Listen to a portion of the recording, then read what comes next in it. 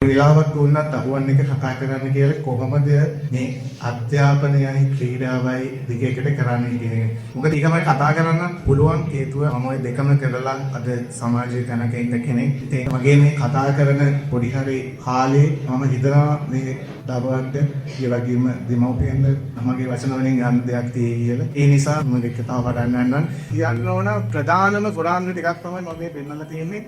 First thing time management, second discipline එක.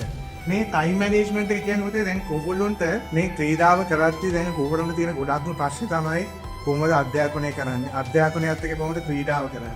හරි. ඒතකොට ඒක ප්‍රශ්නයක් තමයි. හැබැයි ඒ ප්‍රශ්නේ avoid කරගන්න පුළුවන්. ස්පෙෂලි මම අද තොරතුරු තාක්ෂණයේ ඉන්න කෙනෙක් විදිහට මම දන්නවා මේ IT කියන එක ඕගොල්ලොන්ට යූස් කරන්න පුළුවන් ටූල් එකක් විදිහට ඕගොල්ලොන්ගේ මේ කාල කළමනාකරණය. මම දන්නවා ගොඩක් දෙමව්පියෝ ළමයිව ක්‍රීඩාවට යොමු කරන්නේ නැත්තේ after school වලට ටයිම් එක දෙන්න ඕන හින්දා. සමහරවිට ඔයගොල්ලෝ හිතනවා අධ්‍යාපනයේම හොඳටම කරොත් ඇති කියලා. ඒකම නෑ පුතේ. එතකොට මේ මෙට්‍රික්ස් එකේ කියන්නේ පුතේ ඔයගොල්ලෝගේ දවසේ වැඩ ඔයගොල්ලෝ සමහර වෙලාවට පුතාලට වැඩ තියෙන පුළුවන් රාශියක්. හැබැයි ඒ වැඩ කොහොමද කාල කළමනාකරණය කරන්න කියන එක. ඒ කාල කළමනාකරණය කරද්දී ප්‍රධාන කාරණා දෙකක් ඔයා අහන්න ඕන වගේම. ඒකේ පළවෙනි එක තමයි කොච්චර අර්ජන්ට් වැඩ මට තියෙනවා. ඊළඟ කාලේ තමයි කොච්චර ඒ කාරණාවලින් ඉම්පෝටන්ට් ඒවා තියෙනවා. අන්න ඒව තමයි පුතේ මුලින්ම කරන්න ඕන දේ. දැන් උදාහරණයකට ගත්තොත් ඔයා ඉන්නේ අව මාසෙකින් එක්සෑම් එකට ලියන්න නම් එතකොට ගොඩක් අය කරන්නේ ප්‍රැක්ටිස් ටික නැවතුවා එක්සෑම් එකට ක්ලාස් ටිකට ගියා එහෙම කළා.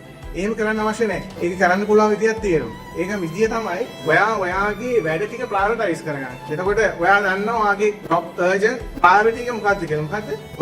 ඔයාගේ විභාගයෙන් ඉහළ සාමාර්ථයක් ගන්න එක. ඉතින් ඒකට එහෙමනම් ඒකට අවශ්‍ය වැඩ ටික තමයි ඒ කාර්ය කරන්නේ. යාළුවෝ එක්ක මේ හම්බ වෙන එක, ගෙදර කට්ටිය එක්ක ට්‍රිප් යන එක, එහෙම නැත්නම් සමහර වෙලාවට ලෙස් පාටරටි TV බලන එක, ඒවා අඩු කරන්න ඕන. මොකද ඒවා ඔයාගේ priority නෙවෙයි. ඉතින් එන්නේ ඒකයි කියන්නේ කාලයේ කළමනා කිරීම තමයි ඔයාලට මූලිකවම තියෙන මේ වැඩේ.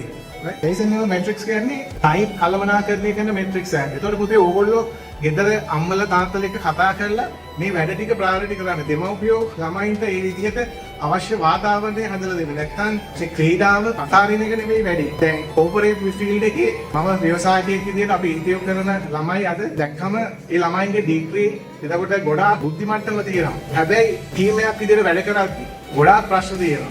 ලීඩර්ෂිප් එකක් නැහැ. අනිත් එක ප්‍රශ්නයක් ආවම ඒ ප්‍රශ්නෙට මුහුණ දෙන්න බෑ. මේ දේවල් එහෙම වෙන්නේ මේ ක්‍රීඩාවේ එන නායකත්වය, එතකොට ටීම් වර්ක් එක, අර නොපසිබටනා උත්සාහය, මේ දේවල් මේ ළමයිගේ නැති හින්දා.